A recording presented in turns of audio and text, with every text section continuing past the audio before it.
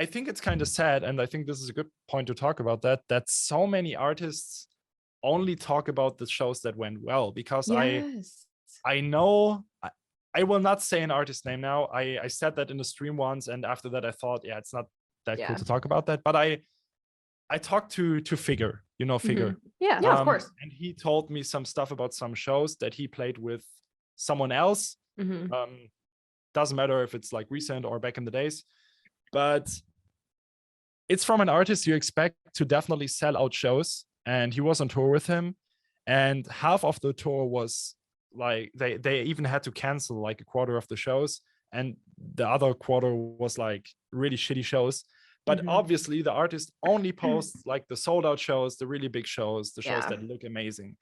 And honestly, that's so disrespectful to the community, I think, because when there's a show that gets canceled, at least address it somewhere. You don't have to be like, yeah, I did not sell enough tickets, so we have to cancel it. But just be open about it. Just be like, okay, the situation didn't work out or whatever happened, and that's why we have to cancel the show. Just be honest, because so many people came to me and were like, it's so weird that sometimes they just get a refund for a show and they don't even know why. FBI.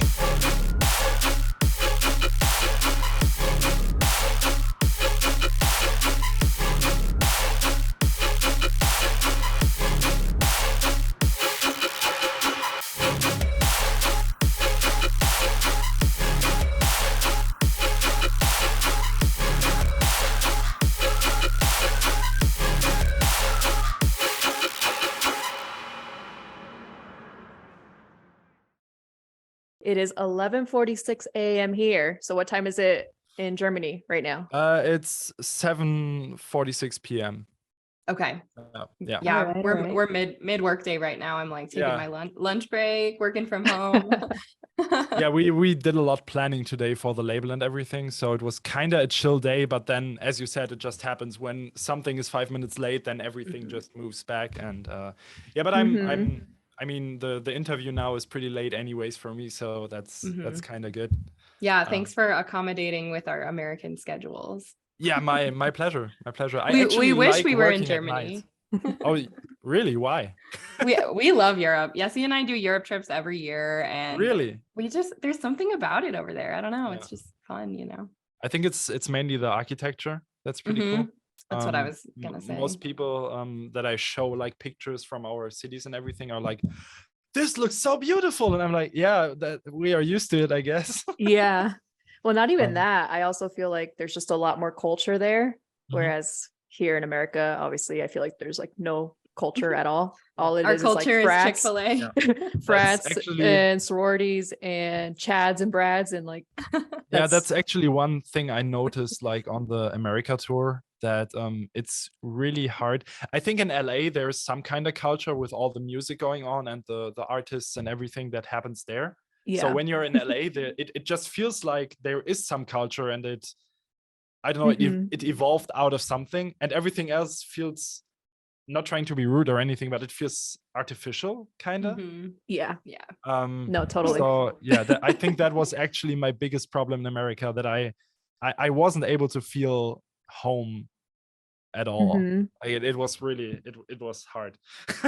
You're not the first to say that. Pretty much every European artist that we talk to, they all pretty much say the same thing. And I mean, I fully agree with you on that, because I mean, it is what it is. So that's why her and I love to travel to Europe, because I mean, it's a good thing to have some point where you just feel comfortable, and when you can go there like frequently. I think for work and just living, America can be pretty beautiful and pretty just successful, if that makes sense.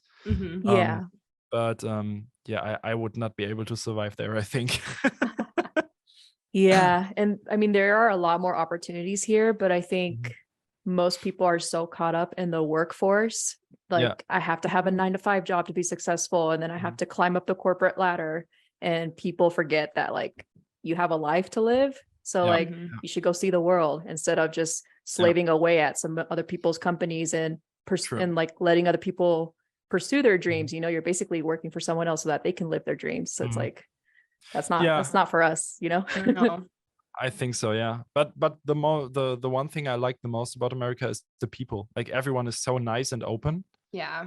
Like you just run across the street and someone is giving you a compliment for your shoes or something, and then like in Germany, no one fucking cares about you, like at all.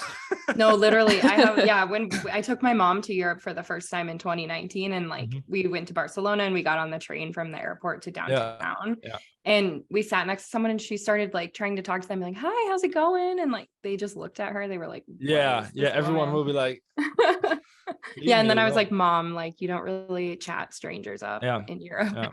Yeah. But I like it so much that everyone is so open-minded and everything. It just feels good. Yeah. Definitely well, positive. I'm just curious to hear, how has the new year been going for you? You just said you started, you were working on the label. So like, what's going on with the label? Yeah, fill us in. So talking about Crowsnest. So in Corona, I really had to focus on my own project and everything, just to kind of survive. I think that's what happened to every artist. So it kind of fell under the radar, and it was just it was running in the background. Some releases happened, but I did everything anyways. There was 10 Graphs involved for the years before COVID, but then he just started his own thing and everything, and so I was kind of on my own, and it just fell under the radar a bit for myself. But now my wife started working full-time for the label. Which is a pretty cool thing. So she's taking care of the label now completely, and I don't have to deal with that anymore, because for me, the whole planning releases, scheduling releases and everything is a big headache, especially if I have my own stuff going on. You're preaching to the choir here. Yep. Yeah, you know what I'm talking about. Yeah. And it can be such a hassle. And if you're not built for that, you can't keep up with that. And there's a reason I'm a musician, because I don't know how to plan stuff at all. Well, you have that creative side of your brain, and you just pour yourself into your own projects. Yeah, and that's why I work with people that can plan better than me. So that's just how it works, I guess. And we just made this compilation I sent you an email about, the Cyanolica Nanos, which is mainly just to get new people on the label and just introduce artists that have next to no following. There was actually one artist called Metronomicon who sent my favorite song of the compilation.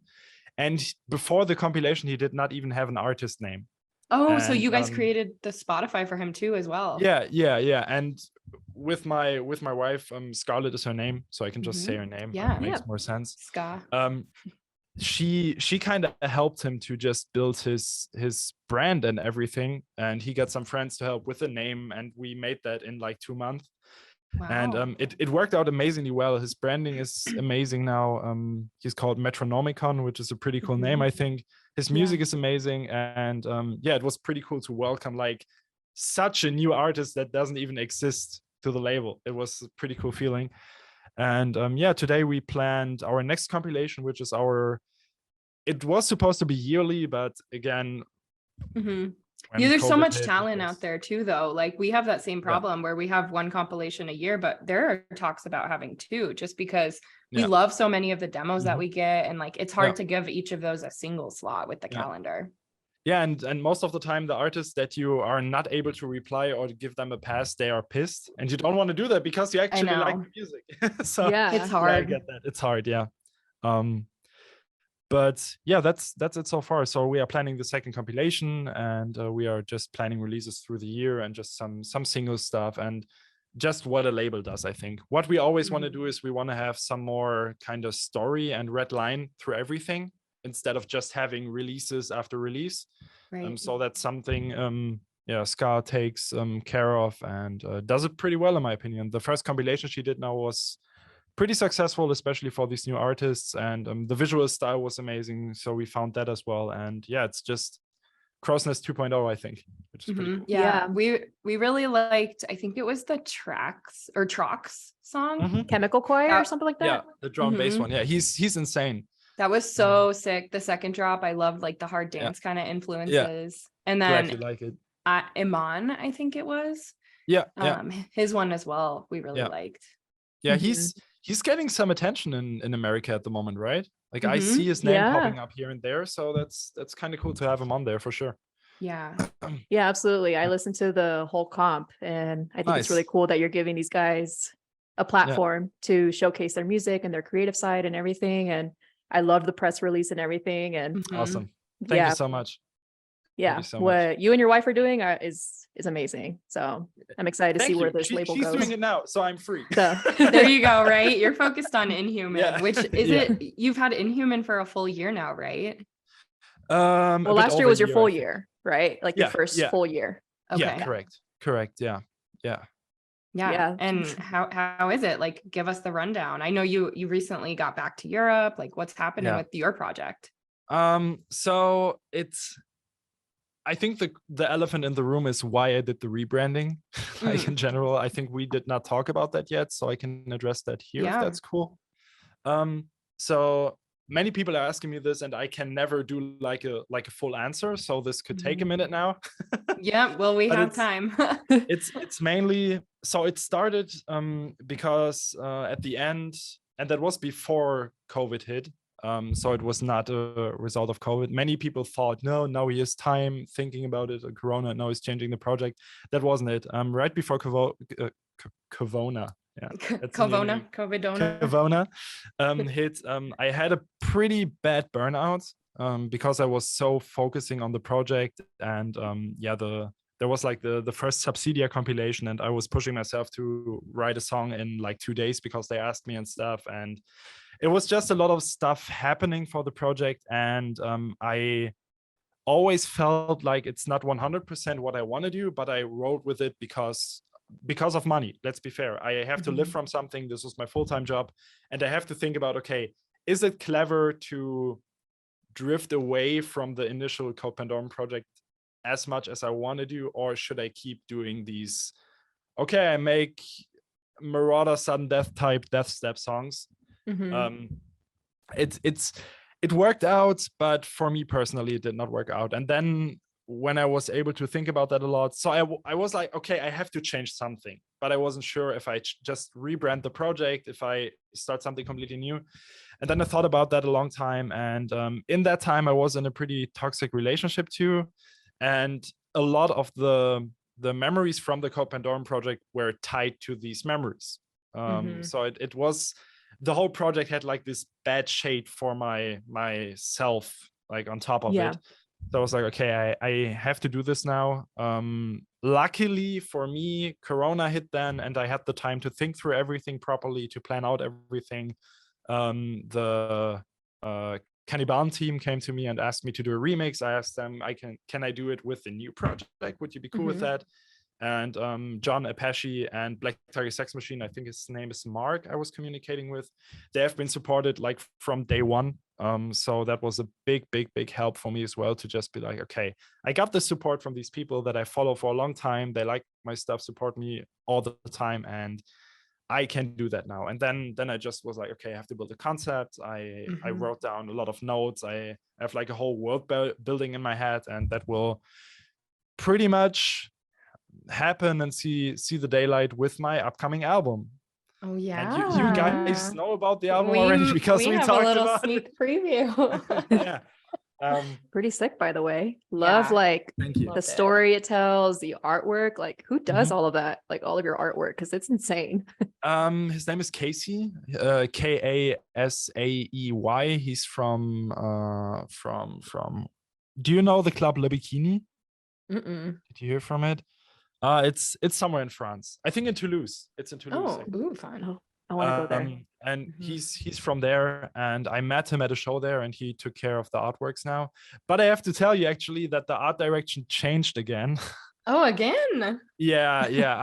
I'm the worst when it comes to deciding what I want to do with it. So now it's like even more, okay, it really shows like scenes from the world that I'm trying to build and everything, because it was pretty cryptic before.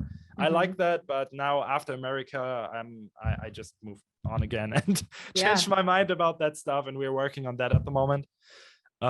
Also, someone who helps a lot is Shiver, SHVR, with a dot I've heard at of the his end. stuff. Yeah, he's doing great stuff as well and helps me a lot with the visual direction too. So these two guys are my main graphics guys.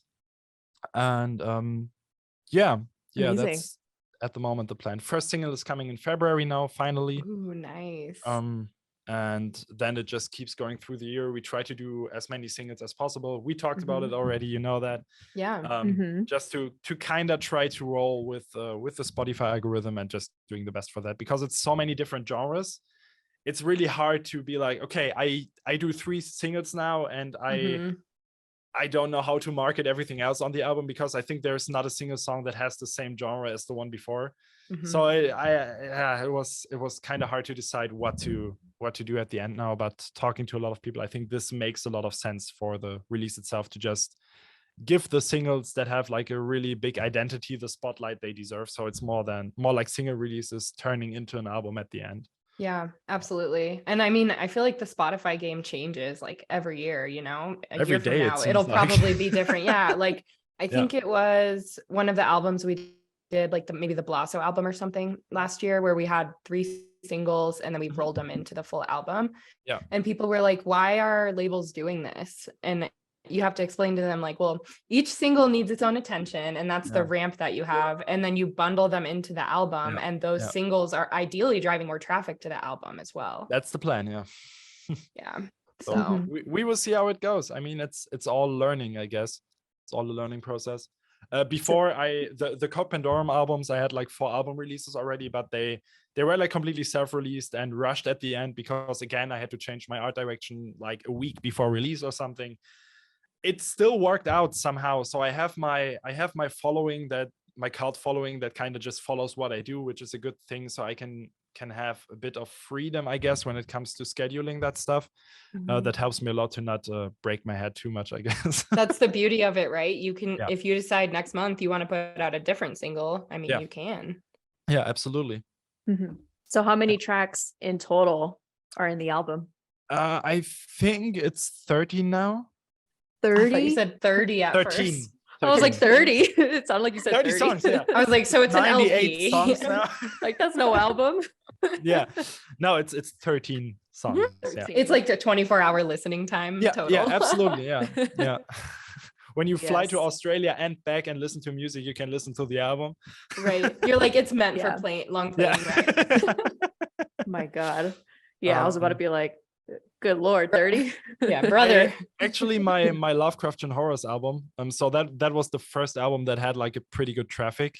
For my other project, it had 28 songs. Oh wow. Yeah, it was like a double CD type of thing, and the first one was just solo, and the second one was collabs. And back in the days, it was different. You can just ask like a Subtronics, you want to do a song with me, and he did it, and it's on the album. So there's actually a Subtronics collab on the album no one knows about. Digging this up right now, I found you haven't. It's old as shit, and it sounds bad. Dude, how much you put out? Like 25 songs last year alone. Like you are a beast. Yeah, I write too much music, I think. It's good that you're getting all of it out though, you know. Yeah, but honestly, I got a bit more picky now, just because I think that was a big thing why I got into this burnout situation with the Code Pandorum project too, because I released music, and a week after that I was like, okay, I'm not happy with that. So that definitely happened, you know. And that's the worst feeling as an artist, I think. But that shows that you're learning constantly, and like you're going to be a better producer this week than you were last week, which is why you're kind of resenting the music that you previously put out. It doesn't represent you anymore. Absolutely. And I think now I'm at the point, and that's actually a good point too. And the reason why I just switched my name and branding entirely is because now I feel comfortable with what I'm putting out. And 100% comfortable. Obviously, in a year, I will talk differently about that. But you know what I mean? At the moment, it feels like, okay, I'm at a position where I'm like, okay, even in like 5 years, I can look back and be like, I'm still proud of that. And yeah. Well, I actually want to backtrack a little bit here to last year with the Arrival tour.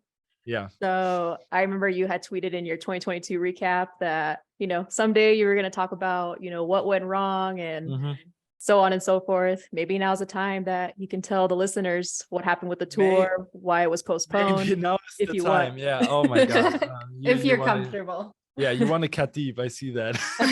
Hey, we're just, it's our duty to investigate. So, you know. Yeah, you have to. The FBI is tracking me down. At your service. Yeah, you're detained right now, so you kind of have no choice. So first of all, I have to start this with, I don't want to throw shades on anyone that was involved, because I think a lot of this happened because they didn't know better. And I didn't know better. That's a reason too. It was like two people working together that can't really see the situation 100% and see what's happening in the near future and see how the US market is at the moment. And that altogether just summed up in a huge mess. So that's how I want to start. There's no bad blood with anyone. Actually, I'm still with the same agency now. I'm just working with a different agent, because I talked to him personally. It resonated as a person. So we're going like that, and it will be a lot better next time. But yeah, how this started was just the agent I was working with, not saying a name here, people will know if they dig deep enough, but I will just not drop a name to not throw shades or anything. I think it was that he started with putting too much weight on his shoulder with this tour. So we talked about the visa, and I think you know how shitty the visa process is for European artists. And expensive.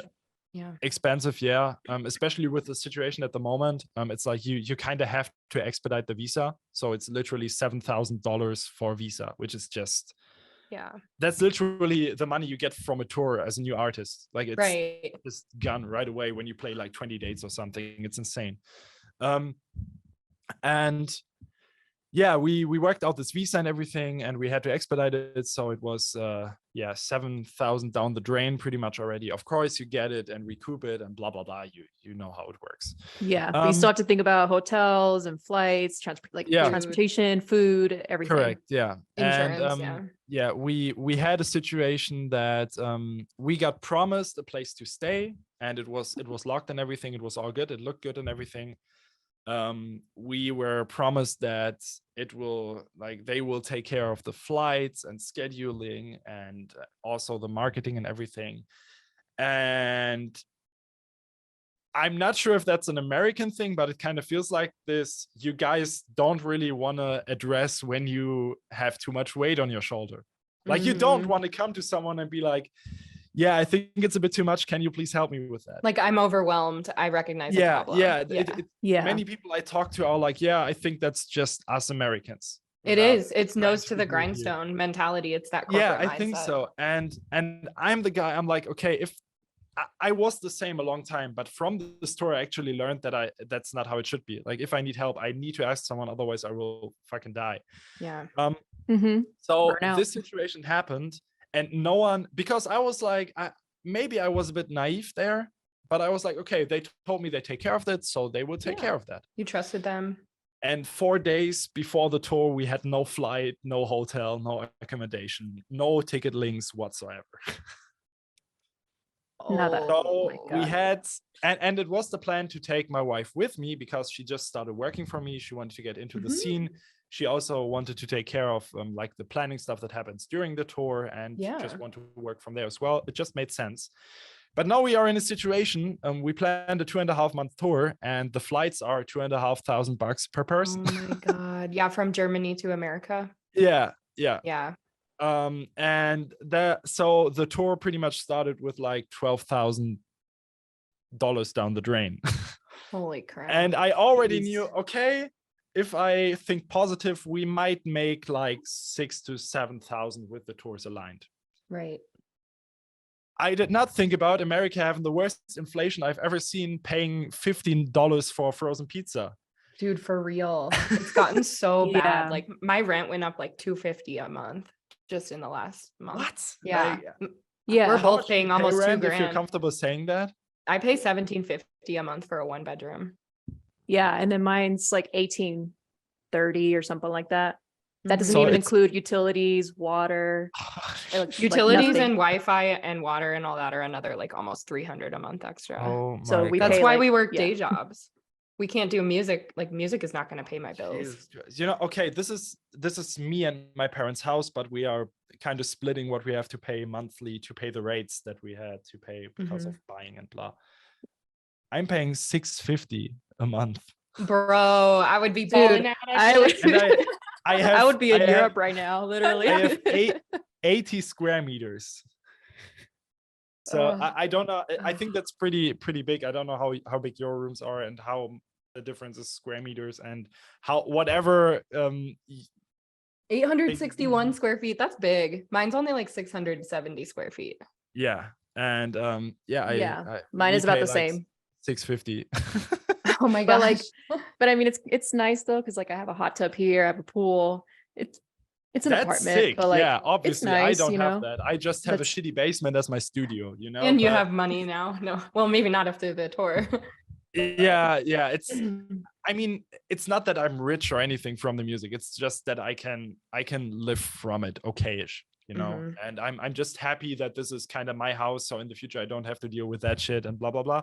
Totally. But in general, it was like, okay, we're going to America now. We pay rent here. We have to pay rent in America, obviously. That was like, I don't know, 3.5 for like the 2.5 months to have like a place to stay, plus the hotels when you go to shows.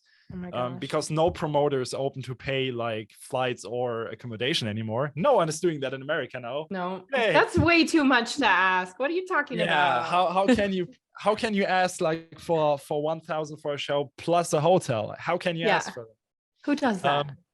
It was insane. And then on top was the stress that the agency was just really, really overworked with the whole tour, you know. And so it was 2.5 months, me and my wife trying to somehow route the tour while we are on tour.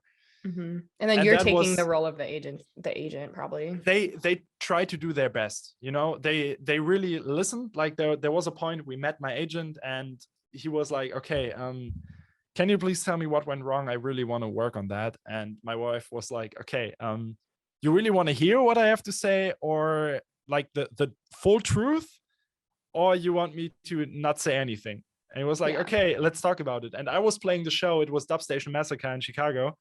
And the full hour was my wife telling him what went wrong. While you were playing? While I'm playing, yeah. But the thing is, after that, as I said, we talked to the other agent I'm working with now. And with that, I just want to say again, the agency was working on it and they really tried to better everything. And he told us, dude, something happened. Like the structure in the agencies is getting better. They're getting like way more focused and structured and everything. And big ups to them for listening and just for trying to work on that. And the rest of the tour, so like the first half was this insane mess, and the second half, besides the money factor, that was shit anyways. But the planning aspect got way better and way more structured, and we got stuff in time and everything, and they just really, really worked on that. So again, no shades on them. They tried to work on that. They did a great job at the rest of the tour, and that's why I want to stay with them now. Yeah, I think it was the best outcome for both sides, kind of. We still work together. I'm happy how they work now, and with the new agent I resonate personally with, it will be better anyways. But yeah, I think it's still kind of necessary to talk about the stuff that did not go well, because I just want to openly talk about that kind of stuff. And one thing that also came to the tour that kind of made a bad experience out of that is just the market situation in America. It's a mixture between no one taking risks, oversaturation, and the inflation, because no one wants to invest in stuff anymore. And this combination turned into a tour that was just not as well as it could be. Yeah. You know? I mean, the sugar lining on it, though, for what it's worth, like you had a really kick-ass poster, like the branding on it was on point. I heard a lot of people talking about it when it was announced. Like that was cool. Our friend Omas, you know, he was going to play with you. Sure. Like Quiet, I think Quiet was on it too, right? He was planned, but visa problems as expected. Yeah. Well, I mean, for what it's worth, though, like a lot of our friends were talking about it, and they said it looked really cool. So I feel like you probably reached new fans because of the announcement and all that buzz. And to be fair, the shows that I played, there were like 2 shows where only, I don't know, 10 people showed up or anything, because of the weird ass marketing sometimes from promoter side. It was just so confusing at times what they did. I don't know. I don't get it. But the shows that actually went okay, and that was the majority of the shows, they were pretty damn good, and I enjoyed it, even though sometimes it was a really small club with like 100 people in there or something, but it was a blast, like these people liked it, and that's the most important thing, I think, and that's why we are already planning the next tour. There you go. And you learned so much from that whole experience, probably. Absolutely. Like now you can recognize an issue months ahead of time. Yeah, absolutely. Yeah. And my wife as well, she will take care of that too. So it just helps to have another brain there that can take care of like the stuff that is the back end stressful stuff for me when it comes to, okay, I have to make music somehow to just stay there where I am right now. And then there's like the whole back end office shit, and it just makes it so much easier to have someone to deal with that. Yeah, you have to go through these experiences to eventually have a very successful tour, very successful career, whatever it is. I mean, I always tell myself, just gotta learn to fail forward. Yeah, so. Yeah. Absolutely. And if some other people learn out of that as well, it's the best outcome, I think. Just one thing, I just wanted to address one thing about the tour as well.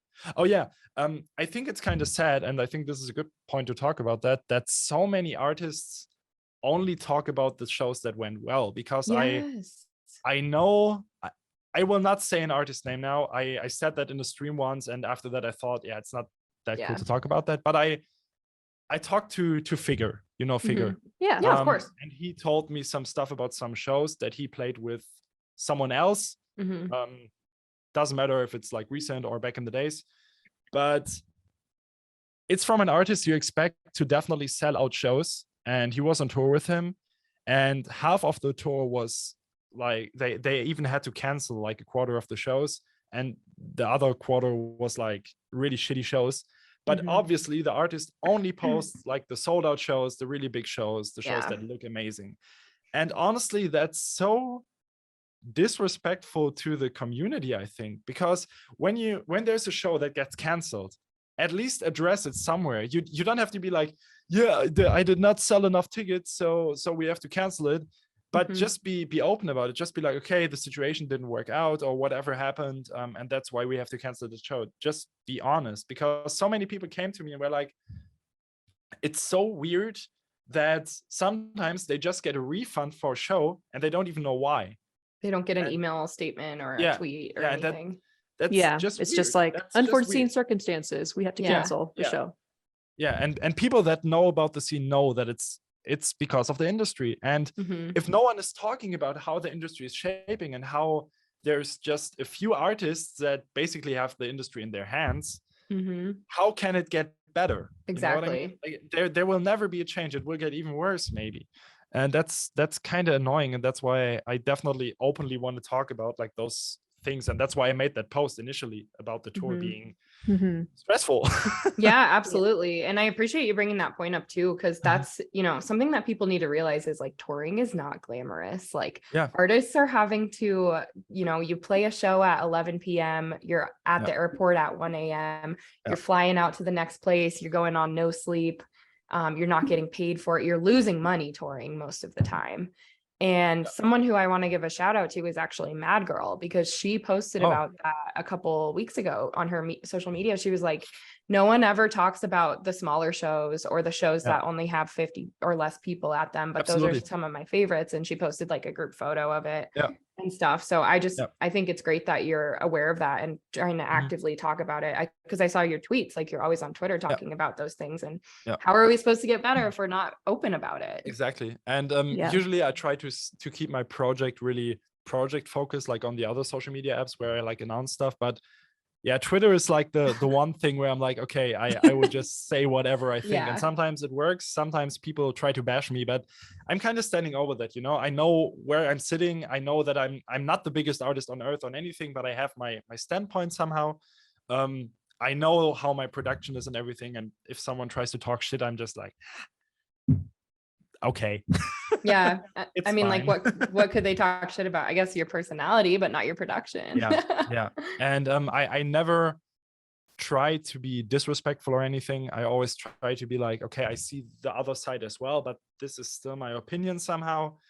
And I think as long as that's like the standard I'm trying to to have, it's fair, and it shouldn't be something to be annoyed about or anything. And if someone is sending me a private message and be like, yeah, dude, I think that was kind of disrespectful, blah, blah, blah, I even like to talk to them. There is this one artist from Germany. He's called It Lives. He just, we know who he is. Yeah, we had him on a guest mix. He's a pretty cool guy, it seems, but I made a post, I don't know about what anymore, but it was about something, I don't know, I just said my opinion on something, and he kind of took it a bit too personal, I think. He sent me a DM, and I told him, yeah, dude, it wasn't like against him as a person or whatever, and we just talked about it a bit. And at first he was pretty mad at me, like the communication at the beginning was pretty mad, but then we talked more and more, and it kind of shifted into, okay, we somehow like each other. Yeah, like I can relate to you.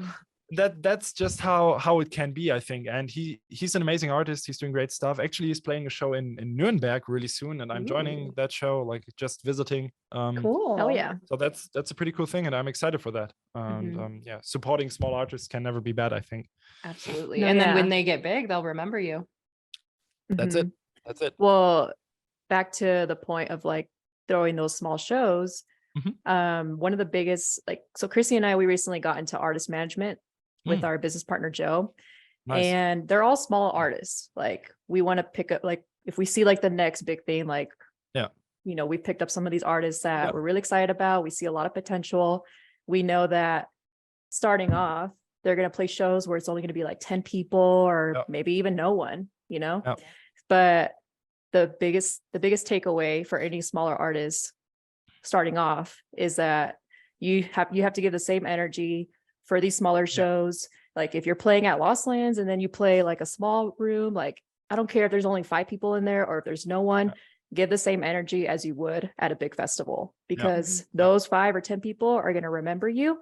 And then once you grow, that's going to help you grow big. Like these 5 people decided to go out of their way to go see you. Like that's all you could ask for, you know? So like, who cares if the room is empty? Like these 5 people are going to go tell their friends like, hey, there's actually no one in the room, but this person threw the fuck down. Like, and next you should follow him. Yeah, next time it's 50 people, you know? Exactly. And then just the domino effect, the compound effect. Like, you know, you're going to collect 1 cent today, and then the 1 cent doubles tomorrow, and then it's 4 cents, 8 cents, 16 cents, you know, like it just, it's going to compound over time. Maybe you're lucky and there's an artist at the show who really likes your stuff, or maybe the headliner's at the show already and he just sees your set and is like, okay, I like the stuff of this dude. Literally, and it just can kickstart everything. Like even a small show can do a lot to an artist. That's how like how we discover artists too, like because we're always trying to find like the next artist to have on our Riot Control radio series. So like, who are you managing now? So we're managing 2 dubstep artists. They're called Thrasha and Anti-Hero. Oh, I saw the post on Twitter, I think, like with the masks. No masks. No masks. Oh, but you posted something with masks lately. I saw that. Like with white mask with the god painting on the head. Oh no, that was just a rhythm show that one of our street team members went to. Is it the Purge masks? Yeah. Oh yeah. No. They have to be so careful. I have no idea. Yeah, I have no idea. Commented on that, didn't you? I commented on that. The first Code Pandora mask. I was 17 years old. I was playing I got my first gig in Paris. And I was like, holy shit, I look like I'm 9 years old. I make this brutal music. What can I do to not look like a baby on stage? I was like, okay, I just saw the Purge movie before. And I was like, yeah, I kind of like this. So I just got the mask. I put it on. And literally a week after the show, I got an email from, I think it was Universal. Oh no. And they were like, yeah, here's a letter from our lawyer. It's like cease and desist. Rights infringement. And I'm like, I'm 17 years old. Please get the fuck out of my inbox. Yeah, and then you throw the mask away. You're like, I'm done with this. Yeah, then I was like immediately, okay, I have to get something else. Holy shit, I can't do that. And they were cool with that. So then the case was closed. That's a good thing. Yeah, I don't know who they are personally. It's one of our street team members who lives in Tampa. Maybe they see the tweet. He went to the show. He manages our Twitter account. So like he'll be posting a lot for us on our behalf. Yeah. But then, so we have Thrasha, who's an upcoming female bass music artist. Oh, nice. Anti-Hero, he's super cracked. He's out of North Carolina. And then we also manage. I know the name actually. Yeah, he's really fucking good. Excision's been playing his stuff out, so he's like up next. And then we have 3 hardstyle artists. So one is, do you know Skellism? Yeah. He's Death Code now, so he makes raw style. So he's on our agency. And then Thai guys who also do like raw style, and then Hartshorn who does UK hardcore. Nice. That sounds cool. Yeah. Busy. Pretty versatile, not just dubstep. Yeah. Well, we first picked up just hardstyle acts because we just love hardstyle and we want to bring hard dance to America. And so that's how we got into artist management. And then we were kind of like, we run a dubstep blog. Why are we not managing any dubstep acts? Like we have so much leverage and so many connections in the dubstep scene. So yeah. Just throwing that in here, I definitely try to play more techno sets in the future. So like dark techno. Love that. Acid techno, industrial techno. Yeah, absolutely. Yes, so if you favorite. ever throw a show or something, just keep me in mind. I would be happy to do that. Dude, that video you posted of like playing in a cage. Yeah. That was so sick. Like the techno that was club. from the first techno set. Yeah, it was so much fun. Yeah. I love playing techno, but it's just I'm kind of on the verge of just going more into that direction now. But obviously you have to find a sweet spot somewhere. And I think the album is a good one. To talk about that once more. It's just a mix between everything I want to do. So yeah, but techno sets are my love. That's my passion somehow. It just makes so much fun. Same. The drive is just different. It's just different. And it's cool because like when you see it live, like I didn't really start getting into acid techno till we went to EDC Orlando 2021 and we were at the Neon Garden and it was like Amelia Lenz was playing and we were all like the lasers were going off. And now every time I listen to acid techno, I like transport to the Neon Garden. Yeah, I can imagine. Yeah. And Nicole Madaver. Oh my God. And Anna from Brazil. Oh, it's kind of getting traffic in America, right? A little bit in like Miami and LA a little bit. Not in Denver. Denver does not sell techno. Okay, they don't like it. I mean, like, so if I get booked in Denver, I will play a lot of techno. Well, if you get booked in Denver, people are pretty much open to any type of genre that you play. Like people will play like slinky rhythm, they'll play acid techno, they'll play raw style, hard dance, like that's I guess that's why people love Keizo out here. A lot of hardcore and techno stuff as well, and it works out. So I think that's kind of the next step of a lot of these dubstep artists to just branch out more, because honestly one day everything is set in dubstep, I think. Yeah, well, they need to start blending the genres together too. You know, like hard style and dubstep, let's get them going in a song. Like absolutely. Rated R has been making a lot of techno lately, so I'm excited for that. That's nice. That's so cool.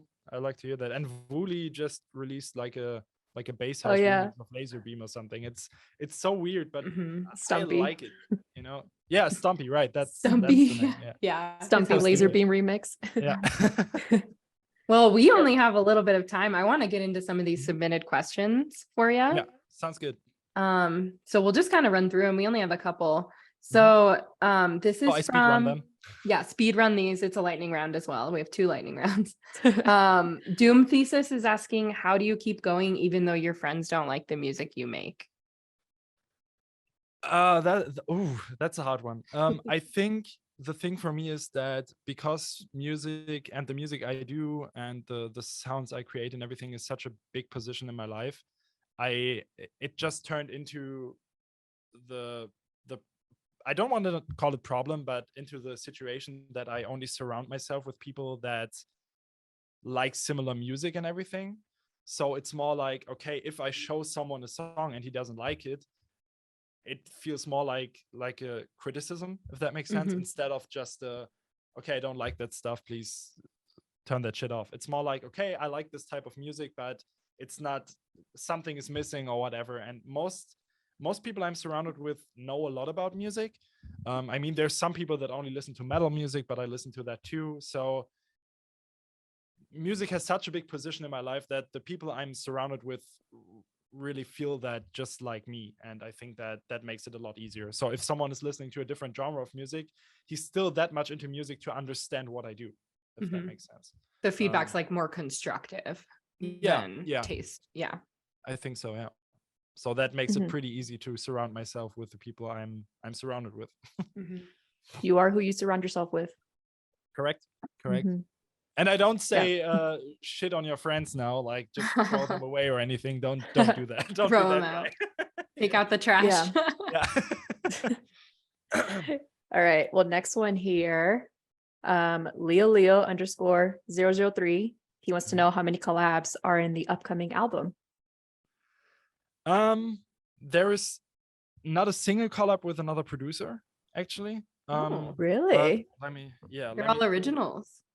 Let me pull this up real quick. But it's I have a few collaboration with vocalists, and that's 1, 2, 3, 4, 5. Yeah. 5 vocalists. So there's 5 collaborations, but only with vocalists. Yeah. Cool. That's awesome. Mm-hmm. Just because I wanted to make this album as personal as possible, so it's all my production. It's kind of the main idea behind it, to just show the people what I can do instead of what I can do with collaborations. Showcase makes project. sense. All right, last submitted question here. John Nab is wondering, can you breathe in that thing, the mask? I love that question, and yes, I can actually. The thing is, before that, I had like these weird latex masks, and they have been the worst. It was so sweaty, so bad. Like I put the mask up and I was able to just pour it, and it was disgusting. Yeah, it was really, really bad. Ew. I have no idea how Funcase is doing that with his. He has like his mask is. It's a cloth one though. Yeah, and back in the days, I remember one show. I think it was in Amsterdam, and he had this mask like sitting on the table, and you smelled that mask in the next room. Ooh. Yeah, it's like a sock. That's like really, really like someone is dying in their socks. Oh my god! Like and then he has to put it on his face. yeah. Oh, it was really, really bad. But my mask now is made from Smirk,